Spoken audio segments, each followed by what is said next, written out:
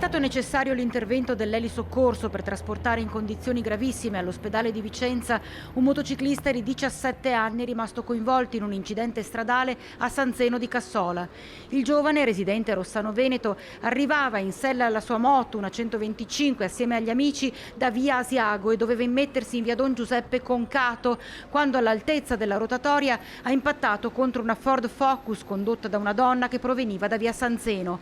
Un urto tremendo. Il ragazzo ha fatto un volo di parecchi metri prima di schiantarsi sull'asfalto. Sul posto ambulanza e automedica dal SUEM di Bassano, ma vista la situazione è stato allertato l'elisoccorso diretto al San Bortolo.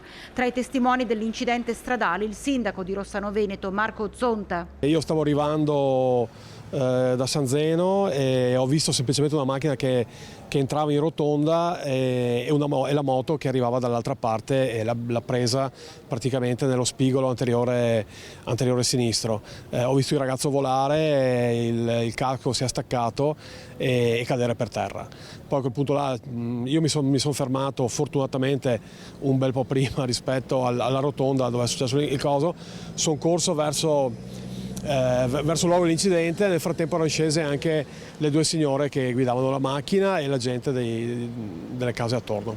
Tra l'altro fortunatamente stava passando proprio qui una signora che aveva appena, una soccorritrice che aveva appena staccato servizio e che quindi si è fermata e ha prestato il primo soccorso. Zonta tra l'altro conosce bene la famiglia del 17enne ferito che vive proprio nel suo comune. Conosco molto bene il papà che è un amico e tra l'altro poi era qui anche lui perché poi l'hanno chiamato gli amici del figlio ed è arrivato praticamente in tempo zero.